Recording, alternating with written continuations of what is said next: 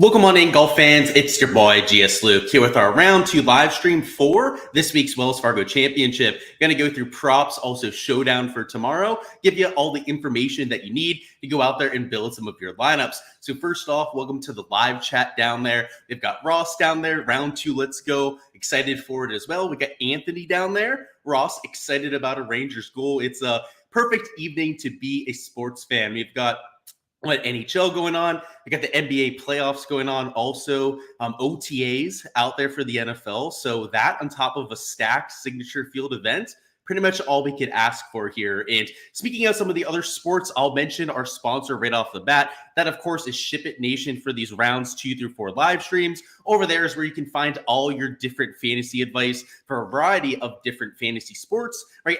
Outside of what we have here for golf. So we've got NFL covered over there, NBA, PGA, MMA, NHL, all those different sports that you see listed down below. So because it's such a great sports night, we have all that going on. Make sure to check out Ship It Nation, of course, a proud partner of this channel. Great guys over there. They really know their stuff when it comes to the fantasy space. So if you're looking for those other sports, they are a great source to go to. And if you use code Luke15, like you see there, you get a discount off any membership that's longer than a week. So the weekly memberships don't have a discount over there, but anything above that, so that's monthly, and then any of the other packages that they offer, you'll get that 15% discount. But hopping right on into things here, golf course today played pretty easy, right? Played to about an even par scoring average, which compared to what we were expecting was actually easier than what I was calling for. So I thought it would play about a half stroke harder, which went really well for our props, as I had a lot of overs for birdies and unders on strokes. Still a few slapdicks that didn't get there, most notably Chris Kirk, who just couldn't buy a putt for his life, but ended up being a profitable day on that side because of that course read. And a lot of that was because of the weather, right? It was a lot calmer today than what they were calling for. And you had lift clean in place, a softer golf course than what we otherwise would have gone. But even with all of that rain, the greens were extremely firm. So this will be more important when we're talking about props towards the end. But the green and regulation average was extremely low. It was, in fact, closer to 10.6 per round, because the greens, though they were softer than they otherwise would have been, were still extremely firm out there. So this golf course is going to have some teeth, right? This was as easy as the course is going to get, and it still played to a 71 stroke average. So when we take a look at the weather for tomorrow, we're not looking at it so much for a weather edge, right? Because tee times are in a 2-hour window. They're teeing off in threesomes off of both tees, just like today, starting at 11 a.m., which was the goal start time out there for round 1. Of course, that 1 hour delay that pushed things back a little bit, but they'll be teeing off about 11 a.m. local time. And then based on the time frame that we had today, probably finishing around 6 p.m., maybe a little bit earlier if they don't have lift clean in place for round 2, is that'll speed up the play a little bit. And you can see here that as the day goes on, the winds do kick up a little bit. So, right, I mentioned they're not, my apologies, guys. Didn't mean to blow out your eardrums, but I mentioned they're not really being a weather edge because of the fact that tee times were so condensed.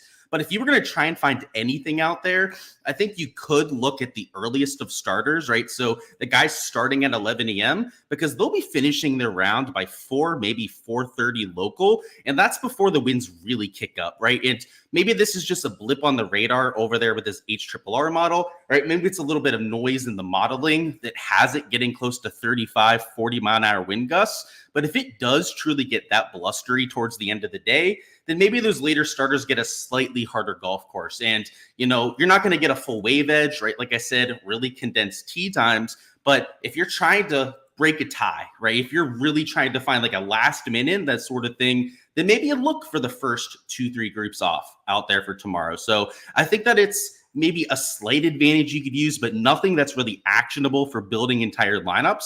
More so something you could use to separate 2 players, right? Let's say you have 2 guys that you just can't choose between. I think that would be a good way of approaching that. So from the weather perspective, not all that much that we really have to talk about here. In terms of the golf course, like I said, maybe a little bit easier than what we saw before, but I do think that this course is going to get firmer and faster as the week goes on. And if it is as windy as what this forecast is calling for, and again, today, right, it was a lot calmer than what the forecasts were calling for. If it actually gets windy this time, this scoring average is going to be over par out there for round 2. So we'll have to see if the weather cooperates, what we exactly get out there for Friday. But that's the weather perspective out there. So let me bring up the DFS projections. Let's talk through some strategy for round 2, which without a huge weather edge to go after, you're going to play the game theory edge, right? So my round 2 strategy is extremely contrarian. And frankly, I'm going extremely contrarian about it, right? I'm really leaning into that edge. And I'm playing essentially no chalk, right? So a lot of your ownership for round 2, round 3 showdown is around that top end of the board. Now, round 4 showdown, where you have the placement points, that makes a little bit more sense, right? Because the guys at the top are getting placement points. But for rounds 2 and 3, you still see a lot of the emphasis, right, around the players that are playing well, because people are trying to tail that kind of form, right? Not so much trying to go out there and get placement points, but more so trying to go out there and just ride that hot hand. And, while I think a Rory could get there, a Xander, for example, right? A lot of the guys that played well, Morikawa, a JT, right? Alex Noren, right? That played well out there for today. While I think that 1-2 of those players might get to the optimal, or at least go out there, shoot like 3-4 under par, that doesn't mean that they're all going to be optimal plays, right? There are going to be plenty of those guys that go out there and flop. And if you're playing enough lineups, if you're playing in the largest field GPPs, we're going to win or lose the slate tomorrow is with the lower owned plays that you're taking shots on, right? A Wyndham Clark at half the ownership of the 2 top end 11K players. Somebody like Sahith for a bounce back. Cam Young with an unassuming even par round. Trying to find players that have upside with their shots gained metrics, that have upside with their birdie or better production, and trying to find them at low ownership, right? You can find a lot of that shots gained upside with Rory, Xander, Colin Morikawa, right? These guys that went out there and shot 3-4 under par. They're going to get the ownership though, right? You're not going to get that leverage out there in large field GPPs. And when it's an 18-hole sample size, when it's a my apologies, guys. I'll try and mute the mic next time. Sometimes it just gets to me too quickly. I apologize again. But these guys like Rory, Xander, right? They're going to be like 2-3 times higher owned. So sure, they have their upside themselves, but these lower owned pivots are how you win or lose it. And when it's a small sample, right? An 18-hole sample size of golf, right? Anything can happen, right? There's a lot of chaos, a lot of variance when it comes to that kind of golf tournament. Even a 4-round event, right? A full event has plenty of variance, right? Let alone when it's only an 18-hole sample size. So when I mean that I'm playing extremely contrarian, I mean that I'm playing no chalk, right? I'm going out there. I'm only playing guys that are essentially from Wyndham Clark and lower when it comes to the projected ownership. And the reason why I'll play Wyndham is he's half the ownership, right, of the 2 other guys up there in the 11K range. So that's the stance that I'm taking. I'm going out there, finding high upside players that are lower owned. And on here, we're going to go through some lower owned options, right? That's essentially going to be what I talk through over the next 5 or 10 minutes for DFS. It's going to be players that have that upside, and I'll give you the reasoning behind that. And then the ownership number that we're getting to. So over there on my Patreon, everything on here that is blacked out, you can see. And the guys that we're not going to talk about, or I'm not feeding everyone, right? There are going to be other players that I'm taking, right? In my player pool, the players I'm avoiding are all the guys that are ticking time bombs of ownership, right? That are out there 2-3 times the ownership of all the players around them. And a lot of them are players that are out there -4 or better, but some of them are even guys that are -2, -3 that are just so much better on the leaderboard than the players around them that everyone's taking that option. So if you're on the Patreon, you'll see that, right? You'll see that I'm fading a lot of the players that are up there towards the top end of the board. But even if you don't have access to my Patreon, you can't see my player pool on there, the projected ownership that I'm talking about. You can kind of reason it out yourself, right? Like Colin Morikawa, as you would imagine, is much higher owned than the other guys around him, right? We already talked about these 2 top-end guys. I mentioned Alex Noren before. You could even say the same thing about Jason Day, right? He's getting quite a bit of ownership there too.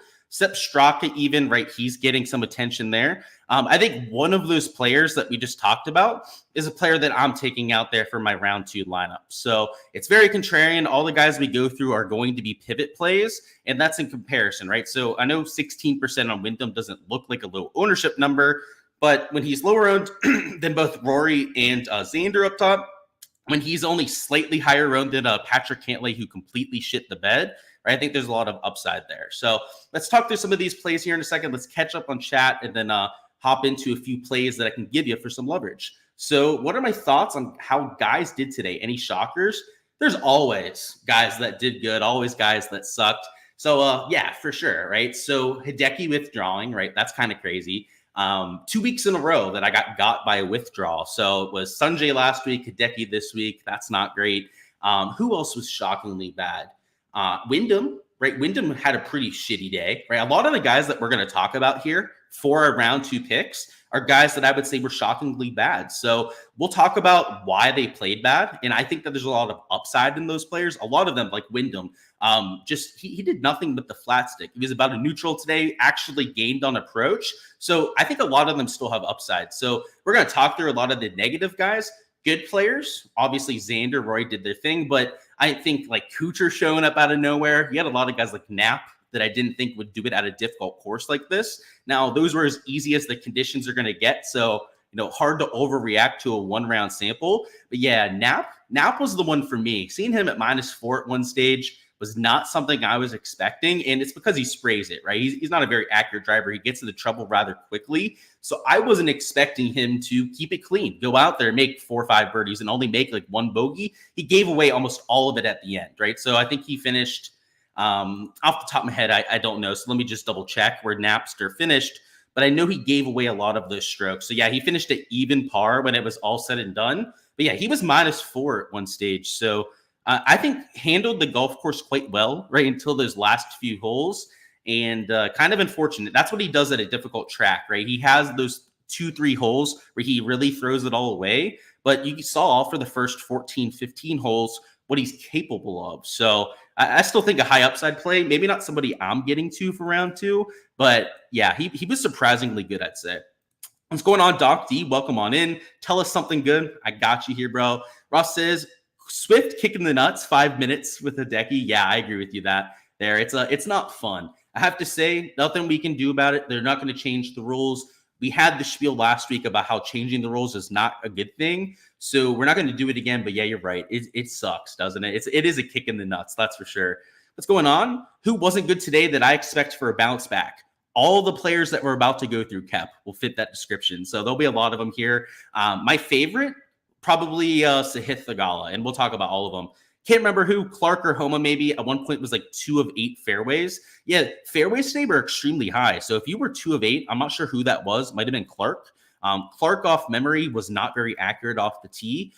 That's surprising because the average was 8.6 fairways, which is an entire fairway higher than the average here. So yeah, they were hitting a bunch of fairways this year, at least compared to what we usually see because of the soft conditions. You love Jake Knapp for tomorrow? I could see why, right? He played better than the scorecard indicates, right? He's even par. He should probably be higher owned than he is.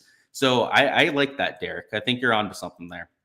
So let's talk through a few of my favorite options. So Wyndham Clark up top. Let me give you the shots gained breakdown. So I'm going to have it up over here on Data Golf on another tab. Speaking of, let me go ahead and find Wyndham out there for today. It's a shot +2, but the one category that he gained in was on approach, right? He gained 0.65 strokes. He lost a little bit around the green. He lost off the tee, which if you know Wyndham Clark, right, both of those categories are normally strengths for him. So the fact that he went out there, he gained with the irons, that's really the main thing that I worry about with Wyndham. And then the fact that he lost with the putter is a complete outlier. So you're talking about somebody who won at this course, right, that dominated in all 4 rounds last year, defending, right, having all those extra obligations on a week like this can get to some players. And given that this is the first event that Wyndham Clark ever won, it's his first time ever defending, right? And I didn't think about that before I bet him this weekend. Maybe I should have, right? Maybe that's a little bit of hindsight right there.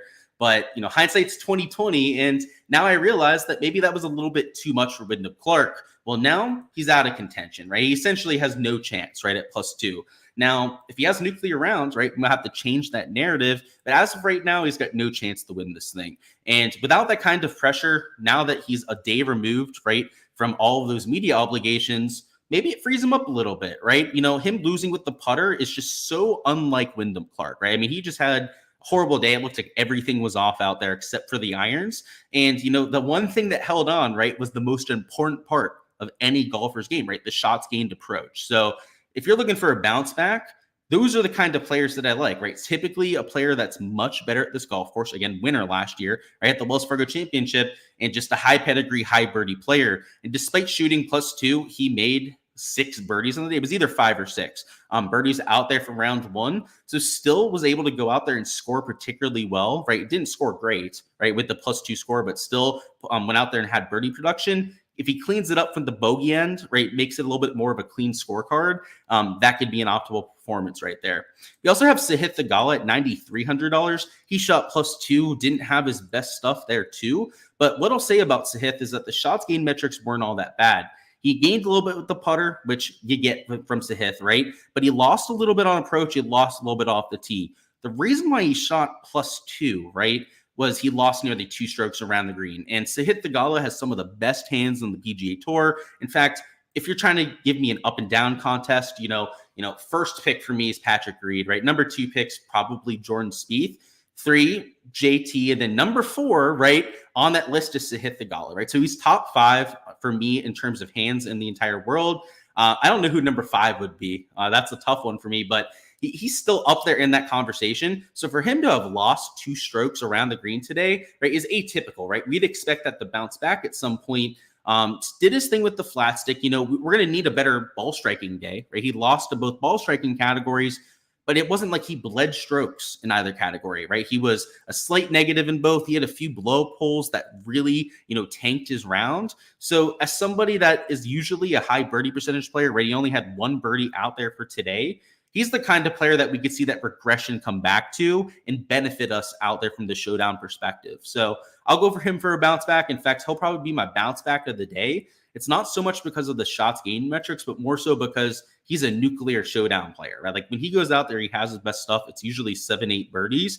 And I've already taken a look at pin locations. We're going to take a look at them before we talk about props, but they're tough. They're much harder than what they were for round 1. So birdie average, I think, is going to go down, maybe even down an entire quarter birdie per round, maybe even like 0.3 birdies per round, which I know doesn't sound like much, but in terms of ceiling performances, we're not going to see a -7, right? Like I see at best maybe a -6, -6, maybe -5 round out there for the next round. So we'll see. So I think there'll be slightly less ceiling rounds than what we had for today. And because of that, right, if somebody can go out there and make 5-6 birdies, right, like Sahith is capable of, like he's capable of making those 30-40 footers, right? He's just got that knack, right, for making bomb putts. That could be a way out there to the optimal lineup. So a player that I wanted to point out, Cam Young, too, $9,100. Another player that played much better than I think his scorecard indicates. Shot even par. He slightly gained with the putter out there, which is kind of surprising.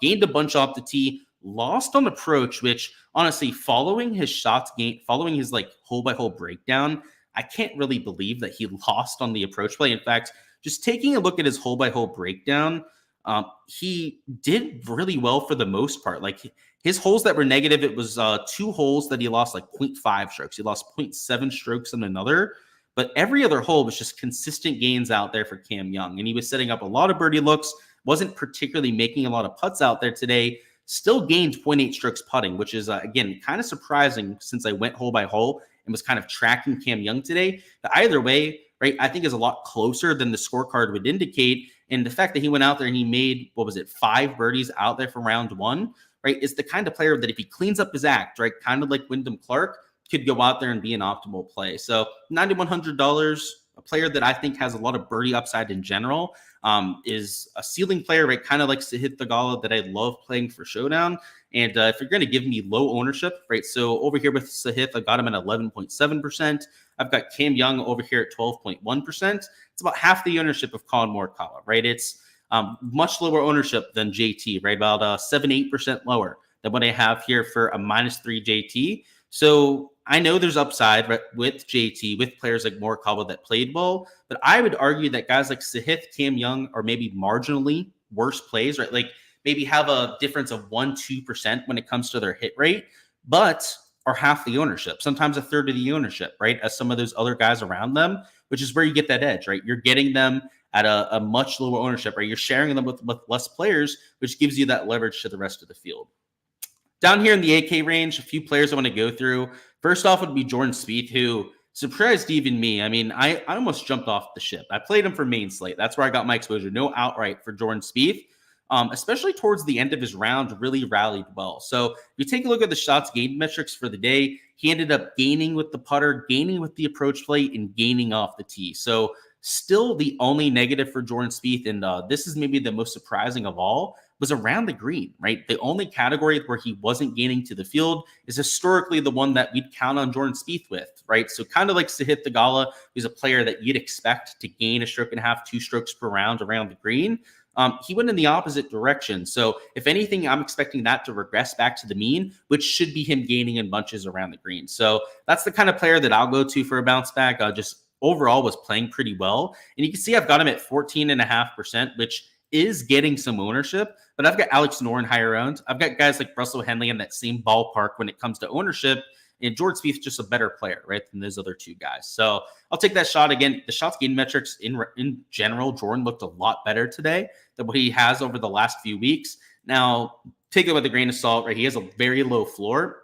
As we've seen him blow up, we've seen him have a lot of really poor performances over the last 3-4 starts. So it could go sideways, but I think he does have upside, right? If he truly is playing better, if he has found something, maybe he rounded the corner with his wrist health, right? Maybe that has been squared away. If that's the case, right, he's $8,400. That's very reasonable for Jordan Spieth.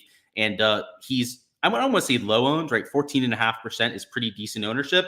But it's also far from super high owned. Let's catch up on chat. I see we got my boy Back 9 Bets down there. Byron, what's going on? You have Pavon and Griot, and they're in last place. Do you think that they'll make a comeback? I don't know about that, Derek. They're both loose cannons, right? Pavon, right? I think we don't have enough data on to really know if he's a bitch quitter or if he's somebody who's going to go out there and grind it.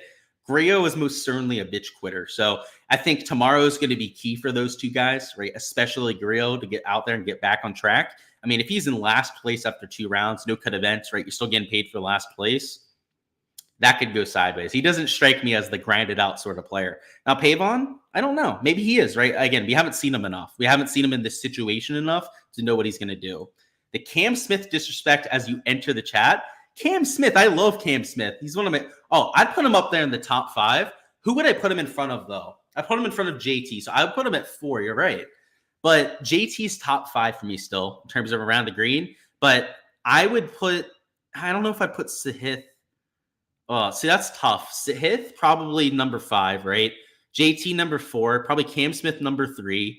But yeah, Patrick Reed, Jordan Spieth, give me them over Cam Smith all day. He's got hands that are of magic, but Patrick Reed's been doing it longer. That's why I give him number 1 nod. Jordan Spieth has more of the magic means going, right? So they each have their own thing going for him. Patrick Reed, I think just in general, probably the best around the green player. But yeah, Cam is, especially if it's like a clutch shot. If it's a clutch shot, he's number 1, right? Like if the scenario has to be that it's a clutch shot, I think that changes it a little bit, right? Then you would definitely want Cam Smith. Maybe Jordan, right? Jordan's chipped in a few times in playoffs, right? Obviously, he's got that going. But yeah, Cam Smith's done it too. At the TPC Sawgrass when he won that Players, just disgusting shot on 18. I mean, that was one of the best I've seen. You're curious on the pin locations. Yeah, I'll show you. We'll go through them. I've already looked through them a little bit, so I have a taste for what we're getting. But yeah, here are the pin locations. So they're harder than what we had today. And the main sign that you can tell that they're harder is you look at the par 5s, right? You look at the scoreable holes, you see what you're going to get, and that'll give you a taste for what you're getting on the other 14, 15 holes. So let's start with the first par 5, which I should know this off the top of my head, but let's check it out. So first par 5 is hole number 7. So hole 7 here, you can see is a front right pin location. That is just over the water, right? So when you're coming in from like 250, 260 yards, you don't want a front pin location, right? It was here in the back left today. So players had room to go out there, potentially make eagle, right? You saw a few guys go out there, make eagle, like Jordan Spieth, right? Rory McIlroy. I think Tom Kim, yeah, it was another player went out there and made an eagle. You're not going to see like any right to this front pin location. So unless it's playing directly downwind, it's going to be maybe the hardest pin location you can get. Let's take a look at the few others. So 10's the next par 5. You can see it's a back pin location there in the back left. this is a 600-yard par 5 to begin with, right? So back pin might play like 620 when it comes to the yardage. And when it's 620 yards and it's a back pin, that's for sure harder, right? I mean, it's going to be hard to even get it back to that back corner. And on top of that, if you're laying up and hitting an approach shot, right, a back left pin is as hard as it's going to get. Then your next par 5 is 15. Yeah, so 15 over here, it's a back right pin location, a little bit closer towards the center. So it is a whole 7 paces on. But just like you had at the other par 5, it's not as short as 7, right? 7 you can reach in 2. A lot of guys are going to have to hit to the back of that green, though. Over here at 15, it's going to be harder to reach into. It's uphill, right? It's like 580, maybe like 600 yards to that back pin location. And on top of that, depending on wind direction, might be into the wind, right? If it's downwind, maybe the back location isn't so bad. But for any other wind, right, crosswind, into anything like that, that back pin location is going to be very difficult. So, I mean, if you look at 17, right, it's down there near the water. 18's in the back right. That's already the hardest, hole in the entire golf course. 14 is the drivable par 4. Look at that. It's tucked in the way back, right? 14's that one that they move up sometimes, make a little bit more drivable. If you're going to go for it, right, if you're going to take it on, you have to take on that water on the left side. So if you're laying up, it's a really tough wedge shot back there. I think you're still going to see people go for this green, but probably bail out over here to the right side. So, I think the setup in general, right, if you look at the scoreable holes, is set up for less birdies out there. And if you just take a look at a few other ones, right, you'll see that they're tucked, right, 12 back left pin, 9 back right pin. Like that one doesn't look that easy. 13's a center pin. So that one's probably going to be a little bit easier, but there are enough really tough ones out there, enough really difficult holes that I think it's going to play a little bit harder. So didn't want to do the full deep dive on those there, but yeah, that's the idea, man. It played even par today. I think that's as easy as it's going to get. It's going to play over par from here on out. Newer to the channel over the last few weeks, do I ever do lineup reviews? I used to do them on Monday mornings, but honestly, not many people were tuning into them. So if there's demand for it, then maybe I bring it out in the future, but it wasn't something that people were really doing. I was giving process insight. I was going through my exposure. I was going through my results. I was showing you where things went right, where things went wrong. I was comparing actual ownership to the ownership that I was predicting. I was doing it for the industry compared to where they were predicting, so on and so forth. And we actually got so good on those live streams where we could predict where the industry was going to get things wrong. And yeah, I had a lot of fun with that. But yeah, not enough people were tuning in, so I stopped doing it. So yeah, part of it's on demand, right? That takes a lot of time. It's me giving away a lot of my process. And hey, I'm not going to do it if not enough people watch. I don't need all the sharks out there just stealing my stuff while no one else watches it, right? Jonathan says, out there. What's going on, Jonathan? Ross, wow, Tom Kim really messed up that back nine. He did. Yeah, he made a lot of birdies today, though, right? So maybe I'll look for some upside. You think you can see all of those guys being 1, 2, or 3? Yeah, 100%. And depending on what situation you're looking at, like I said, clutch versus just like, regular around the green shot, there's probably a different answer, right? If you're asking get out like Houdini, it's Jordan Spieth, right? You're just giving me a regular chip shot. Maybe it's Patrick Reed. Yeah, Tom Kim fell apart, that's for sure. When it comes to tough pins, who goes pin hunting like Siwoo? No one else does. That's right. That's not a bad call. And he played well today. I'm playing him round 2 showdown. It's because of the shots gained approach, right? He went out there, did his thing. So yeah, with tough pins, I could totally see it. Seems like Morikawa like the pin locations. Maybe, right? He's a pin seeker, so maybe. I don't know. He's not really a Siwoo, though. Siwoo, yes. Morikawa, maybe. Knapp doubled the last 2 holes. Yep, that's how he went back to even par. Spieth, see, I don't know about that. Like, I don't think it really favors that many players. I think you're going too much into it. Who are your flag hunters? I think you're looking too far into it. I don't really think that's a thing. I would just look at shots gained approach, right? Guys that hit the ball well in approach round 1 can afford to be more aggressive tomorrow, right? If they're confident in their game, they know they're not missing, right? They were consistently out there, hitting the ball closer than their peers. They're probably going to take on pin locations. So I wouldn't look for types of players like Siwoo. I know it's great to say that he's a pin seeker. He might be. I'm more so worried about their shots gained approach. That's how I would do it, right? Do it based on confidence and whether they're actually going to go after pins.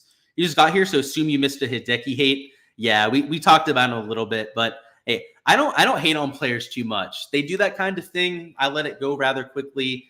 I've been burned by Hideki like 5 times at this point by a withdraw. So I've become pretty immune to it. So yeah, I would say try and be a little bit more lenient on those players. Like you never really know what happens with the withdrawal. Now, if there's a player that deserves shit for it, it is Hideki, right? Because he does it so often. Him, J-Day back in the day used to do it all the time. Louis Oosthuizen, infamous for going out there and withdrawing. Those kind of players maybe you give a jab to. But, Sanjay last week, I think it was his first ever withdrawal. Like, I totally give him the pass. Of course, Derek, you tailed your bets on Underdog last night and hit, except for the Sanjay. Yeah, that one was tough, huh? Yeah. I ended up doing really well today on Underdog. I had a few guys sell. Chris Kirk, the worst, man. I took Chris Kirk over 3 birdies, which, a 3 birdie line was really soft, right? Especially with a 3.5 average. Chris Kirk's actually a top 10 birdie maker in the PGA Tour this year, which is wild to say. But he's not a super aggressive player, right? He's not normally one of the super high birdie percentage players either. But this year, one of the top tier guys only made 2 birdies. So I feel you on that, right? Missing a big slip by 1. And that was the only 3-man I entered, and the other 2 hit. So that one stunk. Ross says, Hoagie gaining over 3.5 strokes putting and losing 2 with the irons. Yeah, it is interesting. And he's also pretty chalky, right? Because of his round. Seems like a pretty prime fade candidate. In fact, 99% sure I'm not playing Tom Hoagie, but just let me double check that. Yeah, I'm not playing him out there for tomorrow. Finished it -1. Was doing a lot better than that for quite a while. Yeah, I've got him at 11% ownership too. So yeah, he's definitely a fade candidate for me. All right, let's hop back into these plays real quick. We'll go over a few more pivots out there for round 2, and then we'll build a lineup together and then talk through some props. All right, so let's get into this. So we talked Jordan Spieth a little bit, right? We talked his shots gained metrics were actually pretty nice. Will Zalatoris, same thing. Now, I would say the shots gained metrics for Will Zalatoris are maybe a little bit sketchy, right? If we're comparing them to some of the other plays that I'm taking. But he shot -1. It wasn't horrible. He gained on approach. He gained a little bit off the tee. Now, the reason why I say it's sketchy is he only gained about a half a stroke ball striking, right? So he was pretty average when it was all said and done. He also gained around the green, but he only lost a little bit with the putter, right? So everything was kind of in reason. It was a very average round out there for Will Zalatoris. We know that he's a high upside player. We know he can get hot in a hurry. And at a golf course where they're going to have to take aim at pins, I want players that are historically flushers with the irons, right? And Will Zalatoris, his number 1 shots gained metric historically would be his shots gained approach. A high birdie percentage player too, right? Normally like a top 25 birdie or better percentage player on tour is the type of player that I'm looking for in a showdown format. So I've got him at 11.3%, a relatively reasonable ownership there too. So I wouldn't call him super low on pivot, right? He's not sub 10%. But at 11.3%, you put them in 20% of the laps, maybe 25%, and you've got leverage out there in your exposure. Next up, we've got Sam Burns at 11.6%. Another guy who had just like a decent round out there at even par. But if you take a look at the shots gained metrics, really played probably a little bit better than the scorecard. So he gained on approach, he gained out there with the flat stick, lost around the green, lost off the tee. And overall, right, ended up there at even par. So was dead at the field average. But the 2 categories that we care about the most, right, approach play and then the putting out there with the Sam Burns, he had. And, he probably hadn't had that much practice over the last week or so. In fact, he probably had no practice since he had his child out there 2 weeks ago. So as somebody that's going to have to find their game a little bit, even par at a difficult golf course, right, gaining on approach and gaining with the putter is, I think, a pretty good start to his week. So I'll hop on there with Sam Burns, right? Hopefully he can get some of that rust off and go out there and give us a vintage 5-6 birdie round out there from Sam Burns. So he can get nuclear hot in a hurry, right? He's a player that we love for Showdown, kind of like Sahith Theegala. Cam Young, right, that we took before, is the kind of player with a super high ceiling, right? A player that is not afraid to go out there and shoot 5-6 under par. And that's exactly what you're getting at $7,700. I'm also taking Adam Schenk, $7,400, so a little bit cheaper there. Another player that's got some birdie or better upside. If you take a look at the shots gained metrics from today, right, not an impressive +1 score, but gained on approach and then gained with the putter, right? So, if there's 2 categories that I'm trying to hunker down on, right, it's guys that gained with the approach play, right? That's number 1. But guys that historically filled up with the flat stick, right, I'm glad to see them gaining with the putter, right? So that's why I'm okay seeing that with a Burns, right, and Adam Schenk. Now, if you're losing with the putter, I think you can come back from that.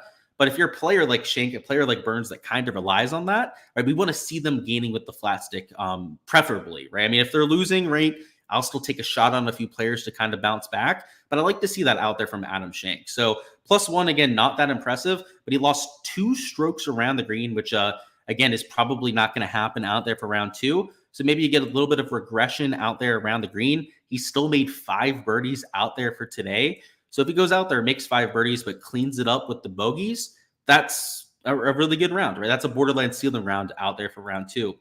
That's it. Actually, one more play we'll talk there. I was going to say that's it, but we still got Keegan Bradley that I guess I'll point out.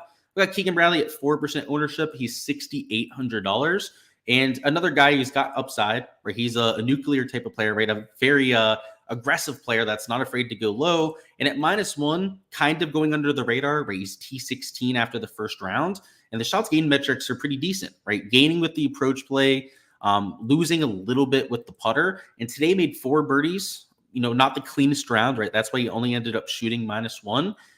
Did gain around the green. So he did gain a little bit over a stroke around the green, which, it's kind of fluky, right? We're not expecting that to happen for Keegan Bradley, but it's not like he did that, right? Gained a bunch with the putter, right? Luck sacked it with the off the tee or something, right? He has a lot of room for improvement here. So I'm not expecting him to have that same around the green performance, but if he can continue that iron play, maybe spike a hot putter like he's known for, right? He's had a lot more of those spike putting rounds over the last year or so, ever since he found something with his putting. I'm not sure what it is, but his last 2 years, he's actually been a pretty good putter out there on the PGA Tour. We get one of those rounds from Keegan, right, paired up with that iron play. Maybe even clean it up a little off the tee, right? He was a slight loser in that category. And you're looking at a ceiling round from Keegan. So, low ownership, right? He's only 4% out there for round 2, and I think still has some upside out there. So that's an idea of my exposure. What you could tell from this is, again, no high-owned chalky players, right? The guys that are all there -4 or better, right? Even -3 or better, you're going to have to think twice about playing them, right? So that includes guys like a JT, right? That includes guys like a Russell Henley, Sungjae Im, that are all going to be at inflated ownership.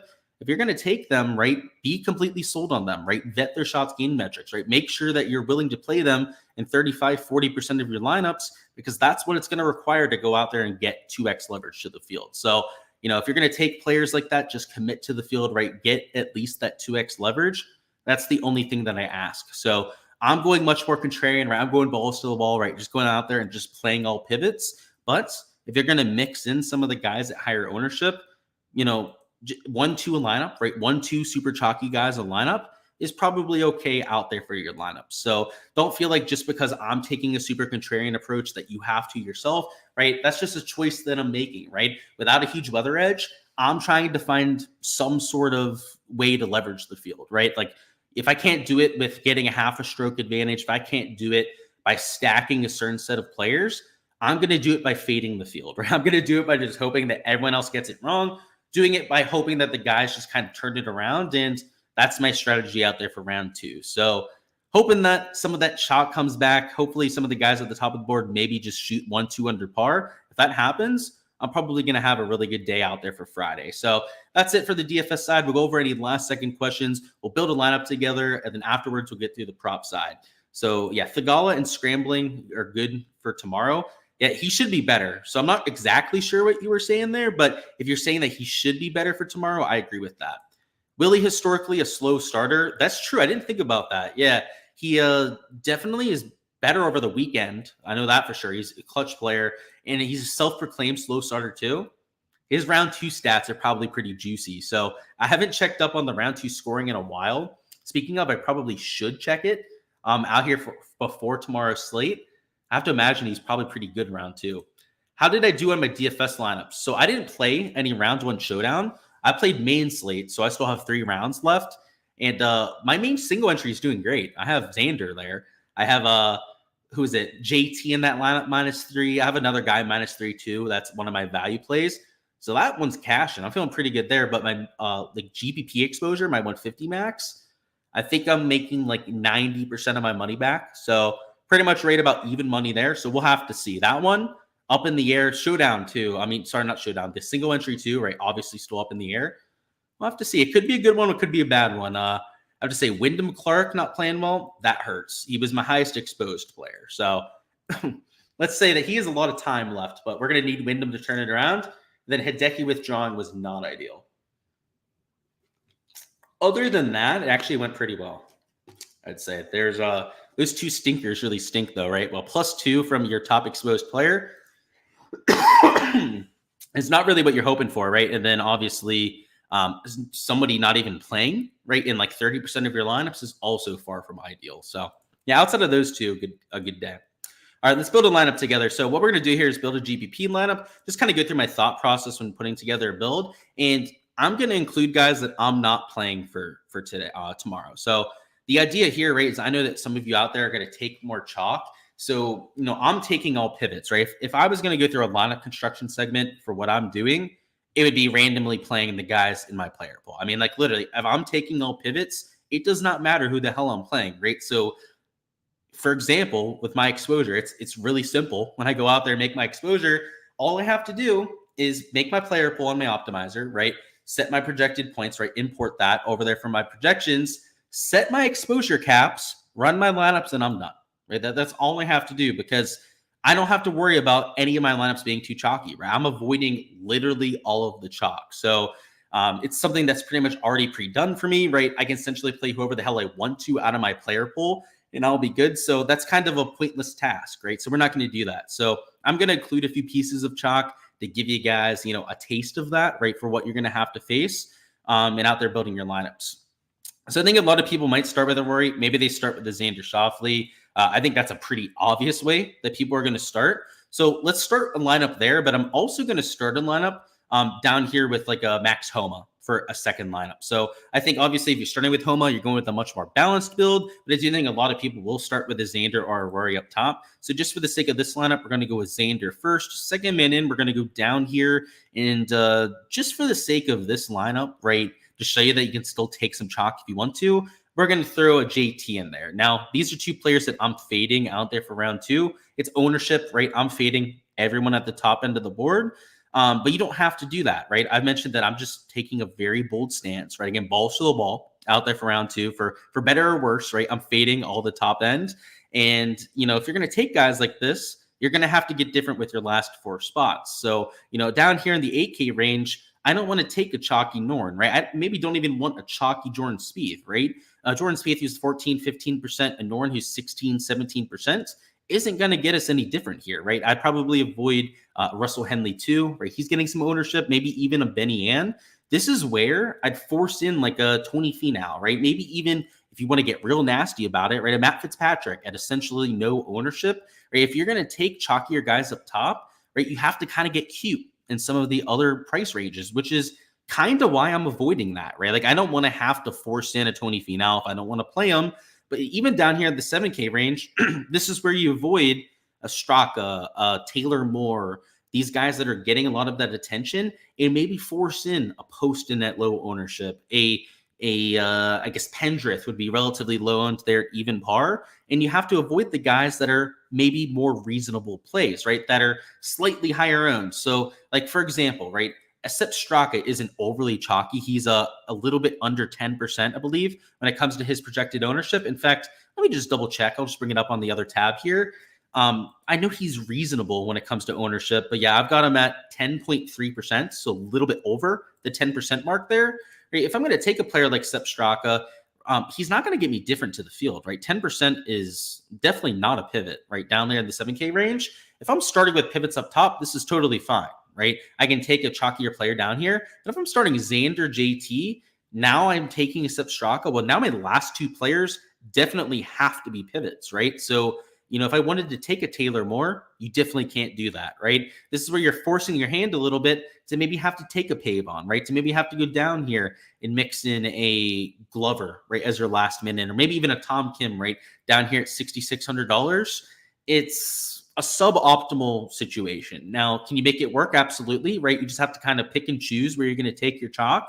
But if you take like a Wyndham Clark, and again, he's still 16%, right? But he's half the ownership, right? These top 2 other players, it opens up your salary a little bit, right? Opens up your game theory a little bit compared to your other builds. So that's the top heavy lineup. Let's go with Wyndham, not a Wyndham Clark one. Let's go with the Max Homa one now, where we're not spending as heavily up top. These sort of lineups might go Max Homa, second man in like Morikawa, right? Especially after his round one. I could see people going to like a Spieth in this kind of lineup, right? Like you still have 7,600 remaining here too. So this is like the perfect kind of balanced build. You'd throw in like a Zalatoris here. So let's say you wanted to start with this pretty chalky start at $7,400. Your last two spots are going to have to be mega pivots, right? If you're going to offset all of this ownership, right? Your lowest owned player here is Zalatoris, who's like 11, maybe 11.5%. No one's a true pivot, right? So for your last two spots, you're really going to have to force in some leverage here. So, an option for that might be Steven Yeager, right? At sub 10% ownership. Might be going down here and taking a Pavon once again and leaving some salary on the table, right? Out there in this kind of lineup. So whether you're going the more balanced or the more top heavy approach, it's kind of tough to get different, right? It's tough to get as much leverage as what you're looking for. And I think maybe even more so on this balanced build than what we had in the other one, right? At least in the other build, when you're going down into the 6K range, you're like almost for sure, right? Going to get a sub 5% owned player. But yeah, when you're not having to go down to the 6K range, it'd be a little bit tougher to get that leverage. So that's what I'll say about building lineups. I prefer to be a little bit more contrarian about it.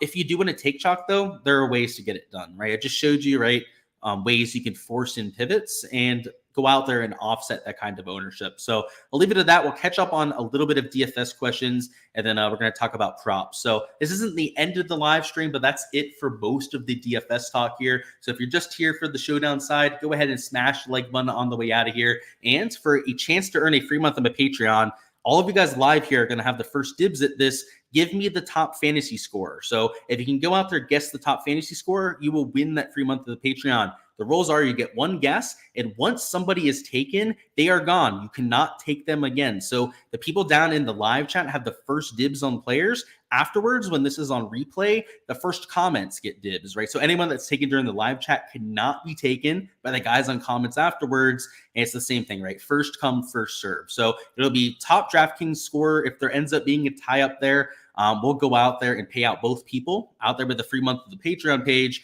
So let's see. Wyndham Clark, the first player taken, probably my favorite option for that. But yeah, comment that down below on your way out of here. Also smash that like button if you guys haven't already, if you're here only for DFS, but still plenty to talk about from the prop side. And I haven't entered any prop slips yet. So I'm excited to get some out here, some action going out here in the live stream. And we'll hang out for a while and cook some slips up together. So put your guests down there and chat out there for the top DraftKings score and get a free month of that Patreon. So let's start it off with this prop analysis. So what I'm looking at from the prop side is a golf course that's going to be a little bit harder than what we had today. Now, I don't think it's going to be drastically harder, but firmer greens, I do think there's harder pin locations. So this scoring average, I have closer to half a stroke over par. Birdie average, closer to like 3.3 per round. Bogey average, probably closer to like a 3.35 per round. So you can see, right, like marginally different than today, but it is going to add up to about a half a stroke difference. Your fairways hit number probably won't move very much. I think your greens regulation number will slightly go down, right? Maybe 10.4, 10.5 per round.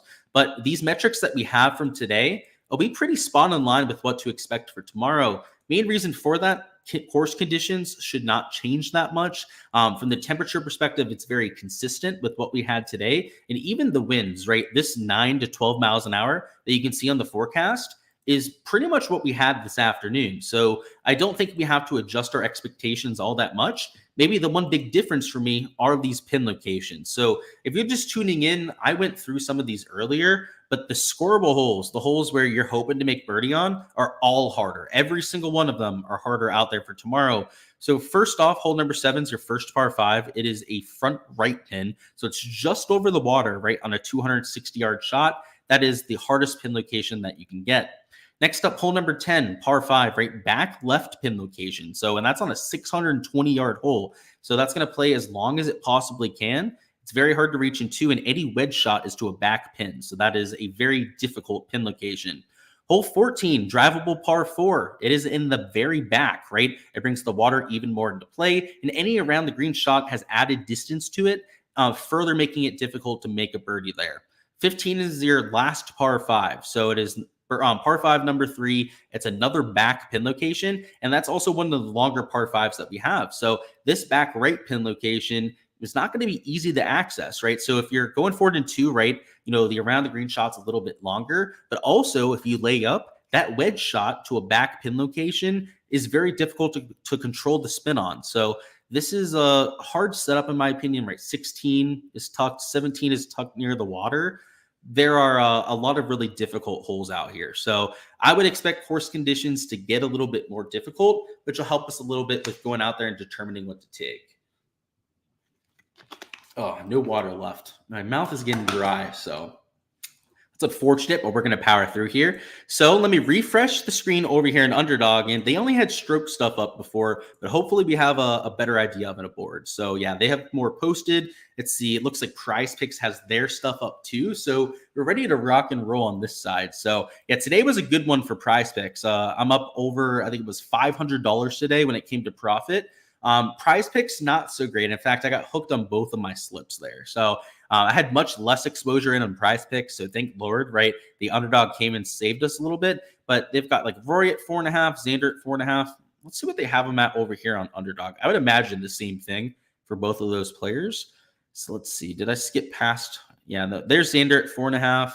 Let's see. Rory, probably same thing. Maybe even 5 birdies for Rory, I would imagine. Let's say I know he's in red. There he is. 4.5 birdies and then 0.9x towards the over. So it looks like they definitely upped the birdies, which, I understand they had them way too low out there for main slate. But at the same time, they may have overcorrected a little bit, right? I do think that these pin locations are going to make it more difficult, right? The more scoreable holes aren't going to play as easy, which is going to have an impact, right? That is going to make play a little bit more difficult. So I would say the only hole that's playing easier that's scoreable would be hole number 8. 8 is a borderline drivable par 4, but this front pin location also isn't a cupcake. So yeah, these birdie lines, I get them being higher, but there's value on unders. Like they even have the slapdicks at 4 birdies. So just to get an idea here, like I saw a few guys before, like Tom Kim at 4. Like I guess that one makes sense. But if we could find someone like, I'm not going to fade Kirk because Kirk is due to make like 8 birdies today. But like, for example, if Keegan Bradley was 1.1x towards the under on birdies, he'd probably be somebody I'd be considering for that. So let me see what we can do. Will Zalatoris, I don't want to fade, but like in theory, right, these 1.1x's for an under 4 would make a lot of sense. Let's see. So maybe we don't go after the multipliers because like I don't want to fade, somebody like Will out there for birdies, but maybe we can find somebody that is a little bit less aggressive. So probably not Tom Kim, even though he probably is due for some regression, but maybe like Corey Connors could be due for a fade. Let's see, like a J-Day, right? Due for a little bit of regression out there after round 1. I'm just spitballing right now, right? So these aren't like for sure prop leans or anything, right? This is my first look at the board. I'm just kind of trying to spitball based on what I'm looking at here. So I was looking at the strokes earlier. The strokes seemed pretty fair. There were a few unders on strokes that I was eyeing up though. So I guess just a line shop, they actually bumped one of them. It was an under on JT at 70.5. That already moved down to 70. So they are moving some of the stuff. Yeah, they're the same across both sites now. Let me line shop on PrizePicks now. So we've got more guys at 4, like Wyndham down there at 4 birdies. So I would say the birdie lines over here on PrizePicks are a lot more fair. Like having Zalatoris at 3.5, like a Thigala at 3.5 is actually where I'd put them, right? So that's what I mean by they're having value on some of these unders on Underdog. These are way too optimistic in my opinion, right? Whereas I think these props over here in PrizePicks are probably where they should be. Like Sam Burns at 3.5, like there are probably overs that we can take here on guys at 3.5 and hit them. Like for example, like a Sam Burns kind of sticks out. Like I don't hate that one. Like a Thigala at 3.5, like that one definitely sticks out as like a play that I might take. But outside of those, like a Sanjay there, I agree with. Like Benny Ann, that's probably a perfect projection. Or like Corey Connors, right? He's at 3.5 over here in PrizePicks. The 4 number in Underdog might be worth a look. So I'm going to have to mull over this just a little bit. Ideally, right, I was kind of hoping we could get that JT at 70.5 because I was going to take him and balance out the payout, right? Rather than having a slightly lower payout, right, with the 2 fades. If we mix in an under on strokes, for example, that'd be over 6x payout. So I don't know. We're still, messing around with this a little bit, but it's kind of looking like this, right? Like if anything, you take overs on birdies on prize picks, you take unders over here in underdog. Let's see any questions. Yep, prop time. It's about that time, huh? Where are we at? So Xander got taken. Great pick. Like I said, you got to get them out there first. So Wyndham, Xander gone. Does Akshay just not have it this week? It's only been one round. Does he look like a good fade spot? I wouldn't say so, right? He's not going to be higher round, right? Because of his really shaky round. No one's going to use him for round 2. So I wouldn't say so, right? I mean, the guys you're looking at for fades are players that are higher owned that were luck sacking it, right? Akshay didn't play well, but he's also not higher owned. So I wouldn't say that he's a prime fade candidate. Could he turn it around? Absolutely, right? It was only one of the 4 rounds. Golf's a crazy sport, extremely variant, maybe the most random sport that we have, right? Round to round out there in the world. I mean, sports like tennis, very consistent, right? Like the same guys always finish in the top 8. Sports like boxing, right? You have guys that are 33-0. I mean, even MMA, pretty consistent, but pretty good amount of variance in MMA. Golf is by far the most random sport. So you probably watch golf. You probably know this, but yeah, he could definitely turn it around, man. Does he not have it? Yeah, he didn't have it today, but maybe not tomorrow, right? Max Homa, good pick. Again, I'd take the studs out there early, right? There goes Victor Hovland. Woodland, I love it. Somebody with a sack out there. Somebody taking a little bit of an unconventional play. I like it. Brian Harman taken. Rory off the board. That loser finally got taken. But yeah, good pick, right? It's Rory McIlroy. Jake Knapp, I like it. Good old Conmouth. Yeah, dude, I'm dealing with it right now. It's bad. It's bad right now, and I don't have any water. Underdogs were barking today. Did I have birdie props from round 1? A ton of them. So I sent you a few of them over there in Discord. I'm not sure if you saw my message. It was on like Tuesday night or something. But it was like Rory over birdies, Xander and Wyndham Clark. I know Wyndham, maybe not the best day overall, but he covered his birdie prop over 3.5 birdies in 5 holes. Same thing with Xander Schauffele. So I think you mentioned Wyndham, maybe Rory McIlroy on your podcast with Kenny Kim. So that was the first place that I heard about it. Somebody down my Discord was pointing them out as well. So I finally came around to it, and those were the best props on the board. So shout out to you, and shout out to Blake Swope down here, who was the person on Discord, by the way, who pointed me out to those on, it was actually Monday that Blake pointed them out. So same thing with you, Back 9 Bets. That was, those props were free, especially the Wyndham and Xander ones, literally hit in 5 holes. That was hilarious. So speaking of guys making that many birdies in 5 holes does kind of scare me about these birdie fades, but in practice, right, birdie average is going to be like 3.3, 3.4 per round. They're good leans, right? Like these are average tier birdie makers in this kind of field that you'd project for under the field average, right? So if they're projected under the field average, and the field average is going to be like 3.3, 3.4, that puts them at like 3.2, 3.3, right? Like, so you see the logic, right, with taking these 2 fades, let alone the fact that they're both 0.5 lower. So I wanted to check on J-Day. Do they have them up for a birdie prop? Maybe doesn't look like they have Jason Day up for a birdie prop, but as you can see, right, with somebody like, who was it? Corey Connors, right? They had it 3.5 birdies. You can see there's a little bit of value there. So I'm highly considering entering the Sam Burns Thigala one, right? These are 2 players that are just high birdie percentage guys to begin with. They're also, I think, hitting the ball well enough to get behind, right? Both gained on approach today. Both gained with the putter too, which is kind of what we're hoping for, right? From Sahith and Sam Burns. What I'm worried about,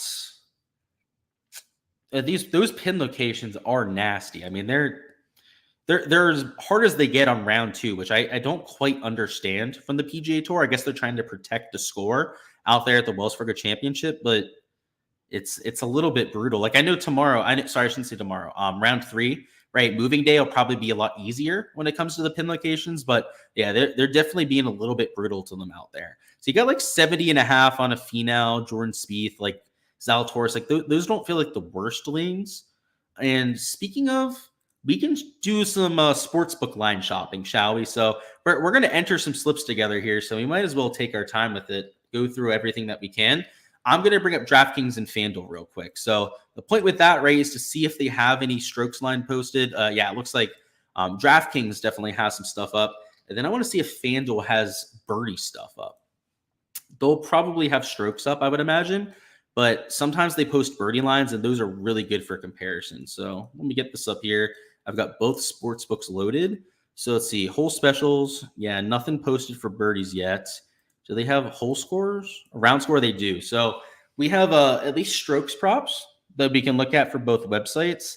And then we can figure it out with birdies if we need to. So what I want to go through here are guys like Wyndham Clark. So Wyndham Clark, I know they have it 70 strokes. So actually, I don't want to do that. If I click that, it's going to leak my email like it did last time. Some dickhead out there sent me an email too, which I thought was hilarious. So they have Thigala at 71 strokes. What is he on Prize Picks? Sahith Thigala, probably 70 and a half. So he's at 71 on both sites. Now, what is he on the sports books is the question. Hopefully they have his lineup. They might not. So doesn't look like Draftkings has Sahitha. They might not have him over here on FanDuel either, but let's check. Yeah, so no Sahith line. Who's a good comparison? So he's better than Keegan Bradley, right? I mean, we can say that definitively, right? Like Sahith is a better player than Keegan Bradley. Keegan Bradley's at 70 and a half, but juiced over. He's pretty much right in line with Tony Finau, right? Like, obviously, he didn't have as good a round as Tony Finau, but not really all that much worse. Tony Finau is at 70 and a half, right? And juiced a little bit under. Let's go over here to DraftKings. Let's try and find a comp there, right? I would say J-Day, probably a pretty good comp, right? J-Day's at 70 and a half. He's kind of close to even money, maybe just a little bit over.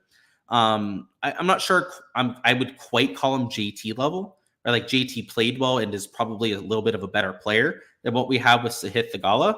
But JT is at 70 and a half, right? And he's juiced minus 145. So while I do think that there's a few fades over here in Underdog that we can take, maybe we can counterbalance them with some unders on strokes, right? I was looking at that JT prop before and that got bumped. Maybe there's other guys that we can consider. So what I want to do here is find, so yeah, they have those guys at 4.5. I guess we could take Corey Connors as a combo there. J-Day is looking pretty good, right? He fits this golf course quite well. Corey Connors, though, historically has not played that well here. Now, last year at the Wells Fargo was his best ever start at this event, but historically not really the best player around Quail Hollow. So this is a potential option. I wanted to look at Burns. I think they may have just bumped him. So, yeah, I guess they took his strokes line off. What is his strokes line on Prize Picks? 70 and a half. So, yeah, he's 0.5 lower. And then, yeah, Sahith is there at 71. This feels like a pretty decent spot over here in Underdog. I'm pretty certain I'm going to enter this as a slip. Over here on Prize Picks, these birdie props seem like they could probably be a spot to get to. So, yeah, I'm going to go with these two slips. So we're going to go first with this combination on on Underdog, I should say. The under on Sahith strokes combined with an under on Corey Connors birdies. In terms of projections, Sahith rate projects for about a half a stroke gained per round in this kind of field. And if I think the scoring average is going to be between 70, 71, maybe 71 and a half, right? That puts them marginally lower than 71 strokes. But with that push equity there, with the sportsbook value, right? Maybe being a little bit more optimistic about conditions, maybe you do take the under, right? Maybe he is a slightly better value than what I expect. So the one thing I'll say is that the sportsbooks, they seem a little bit more optimistic about conditions than I do, right? It seems like they have it projected to kind of play like we saw today, right? They don't have it projecting to play harder because of the pin locations. Now, I'm kind of concerned that it's going to be a little bit harder, but even so, right? I would still take that under on Sahith Thigala. So there's some overs and some unders that you can take, right? We got over a 3x payout because we took, a fade with a positive stance on a player.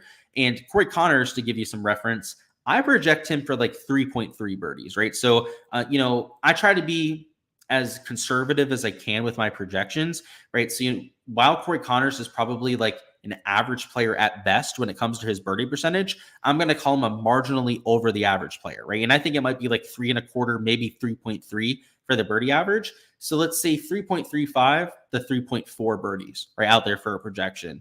I'll have to run my numbers after, see what I actually have him at. But like Sahith, right, I'm imagining he'll be just below 71 strokes. Corey Connors is going to be in that 3.4 range. So there's a lot of value on these unders on birdies.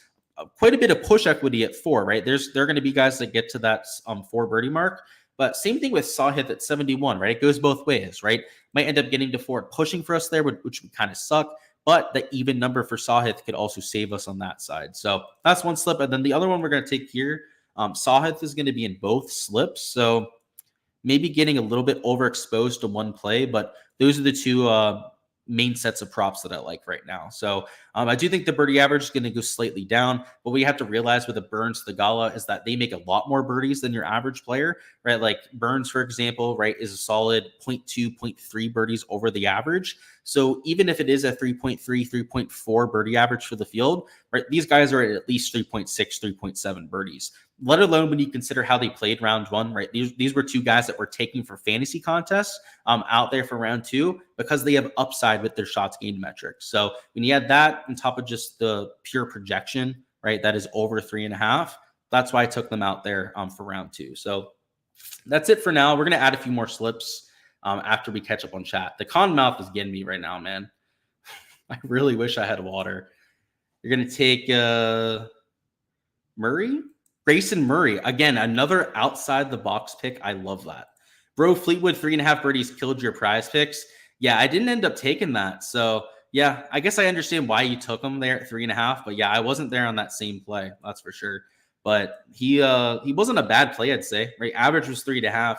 I'd say Fleetwood's an above average player. So I don't think you were on to anything horrible there. But yeah, that's unfortunate, man. Hopefully you can get him this time around and you don't get stuck by somebody. So I've got those 2 guys that I'm mixing in.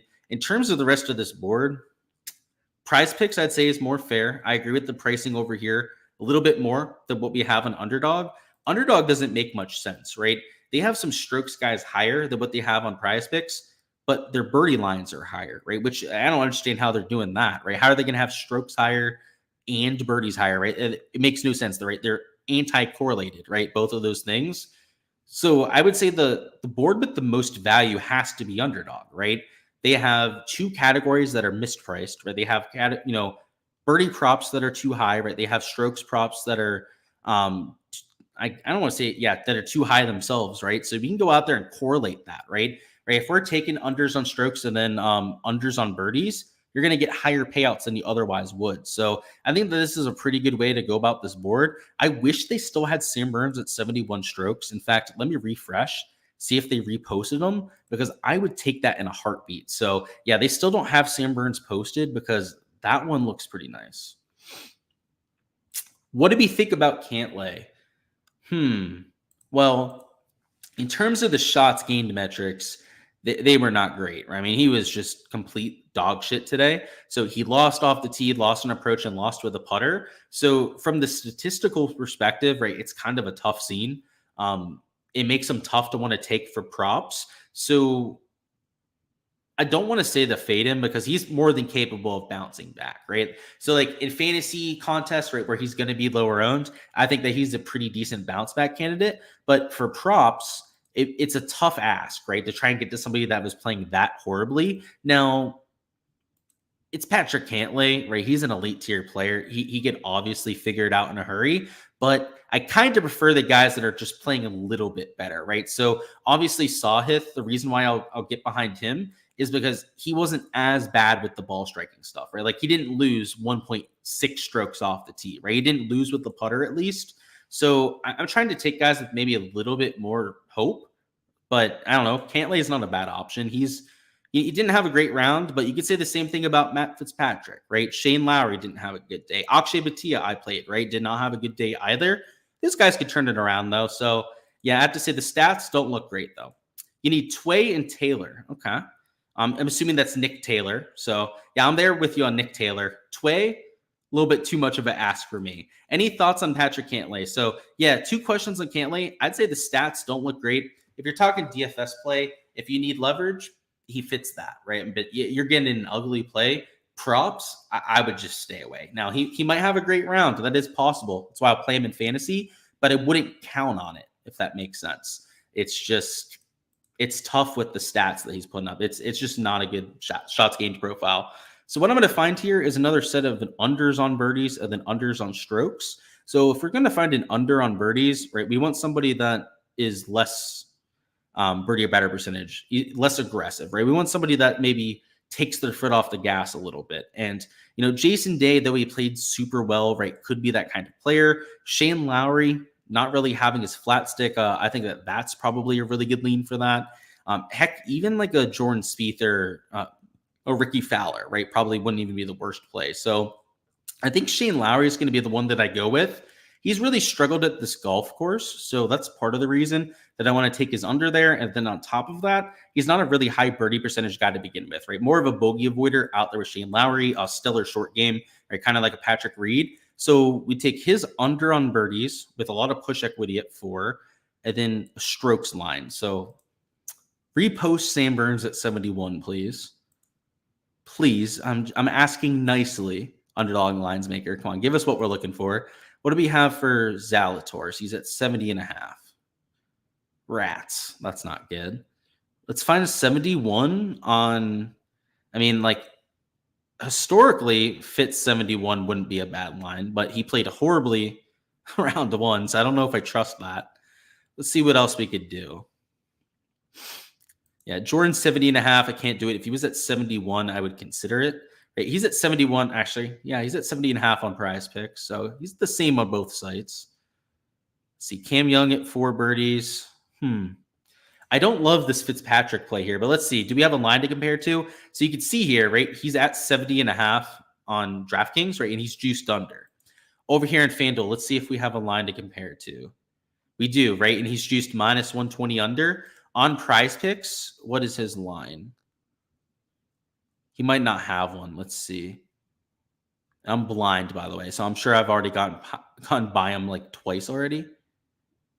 Or maybe he doesn't have one. I guess that's a possibility. He might not have a line over here on Prize Picks. So yeah, he doesn't have one posted on Prize Picks, but you can see on these betting sites where he's at 70.5 and juiced under. So yeah, we're going to take this first slip. So once again, Lowry, I'm not trying to diss my boy Lowry. I like Shane Lowry. He's a likable fella, right?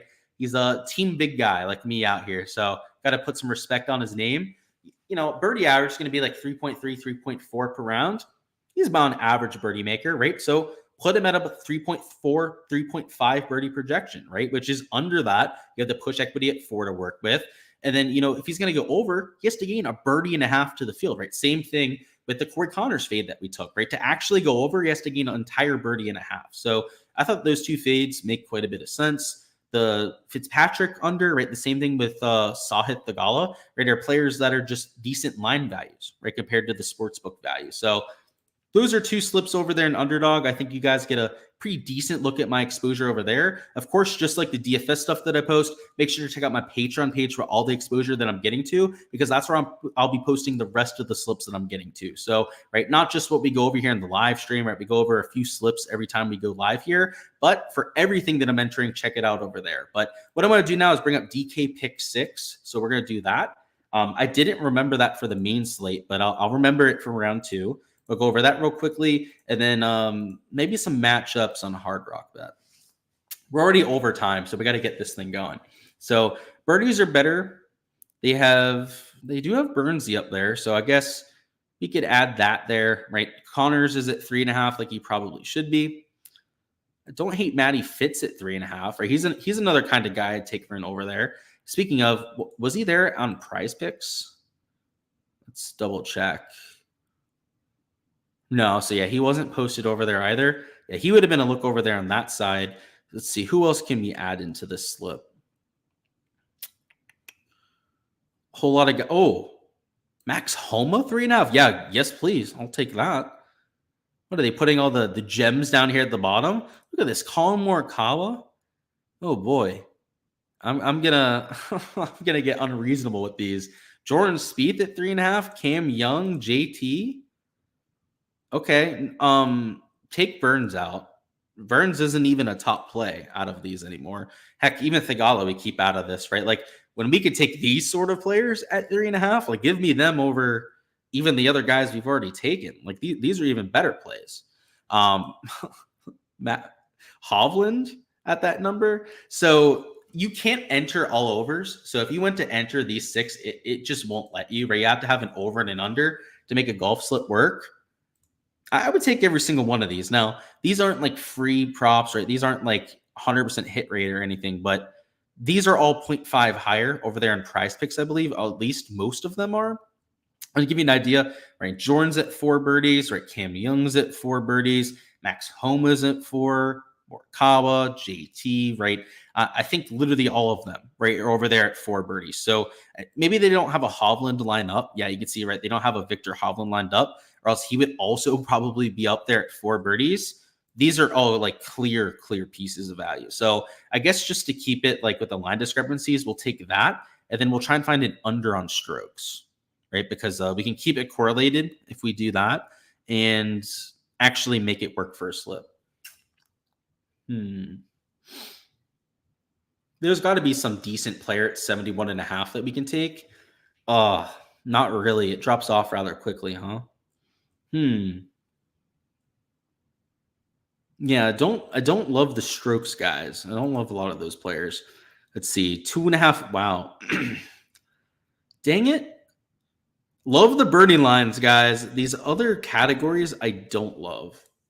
Or at least it isn't as obvious, right? The love with certain plays. Yikes.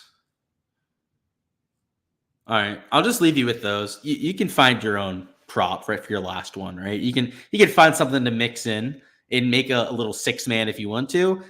That's what I'd go with, right? If you end up getting 5 of 5, you end up getting paid. 4 of 5, you end up getting paid. If you do a 6-man slip, right, you get paid for 6 of 6 and 5 of 6. So it's kind of like a flex play over there on Prize Picks or Underdog. So yeah, that's what I'd end up going with. So little lottery slip, right? If you want to break it up into 2-mans, 3-mans, whatever the heck you want to go with, right? Be my guest, go out there and do so. The only caveat is that you're going to have to find a prop to make this work, right? You're going to have to find an under, whether it's an under on birdies, whether it's an under on strokes, which is probably the better board. They go out there and try and attack to go out there and make this slip work. So yeah, you're not going to find these at 3.5 at any other websites, right? Underdog has them all significantly higher, right? Some even at like 4.5 birdies. And then over here on Prize Picks, all are at least 4 birdies. So that would be it for the pick 6. Let me bring up Hard Rock Bet real quick. That's the other site that I want to go through. And I just real quickly want to look at some of the matchups. Now, I'm not going to be able to do my full analysis on them right here on the live stream. I'll have to go and do some of my sims afterwards to do my full deep dive. But yeah, actually, they don't even have those posted over there yet. So yeah, unfortunately, can't do the full. Actually, was I looking at the? I might have been looking at the wrong thing. Hold up. Nope. Yeah, they still don't have those posted over there. So yeah, well, I guess we'll have to cut it off there. So let me see if there's anything down there in chat. If not, we're good. I guess we can look at them on FanDuel. I'll do that. And then Nick Taylor under 3.5 birdies. Yeah, that's not a bad way to go about it, right? Like I said, you can find something to mix in to make that work, and that's not a bad way to do it. What would I say the best sports betting app is? So it depends on what you're looking for, right? You're talking just pure betting on golf. Depends on the market, right? I'd say for outrights, getting each ways is pretty nice. So Bet Rivers does that. Bets 365 does each way bets. So if you have access to those sites, I think that's pretty decent for outright betting. If you're talking for props, Underdog is my favorite for props. If you're talking DFS apps, Draftkings, right? The best DFS apps in my opinion. So it kind of depends on what you're looking for. So everything has their pros and cons, right? You know, just like Hard Rock Bet has their pros and cons of their sports book.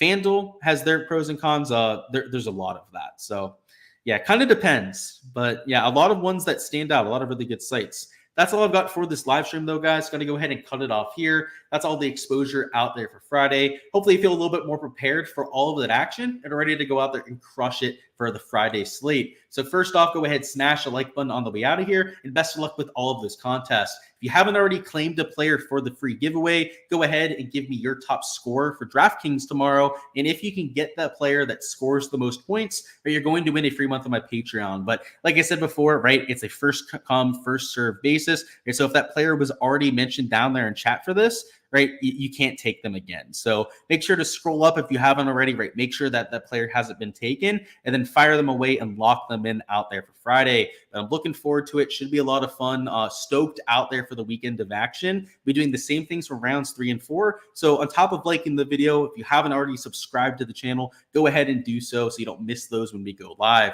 On top of that, right, PGA Championship the week after. We'll have plenty of content coming for that. So you guys won't want to miss any of that to come. So I'm looking forward to it, guys. Best of luck out there with your lineups, your prop slips for tomorrow. Last thing, check out the Patreon if you want that behind the scenes stuff, right? If you want those spreadsheets that you see in my videos, all the different prop slips, you know where to find it. Link in the description of the video out there for the Patreon. I'll see you guys for that round 3 stream.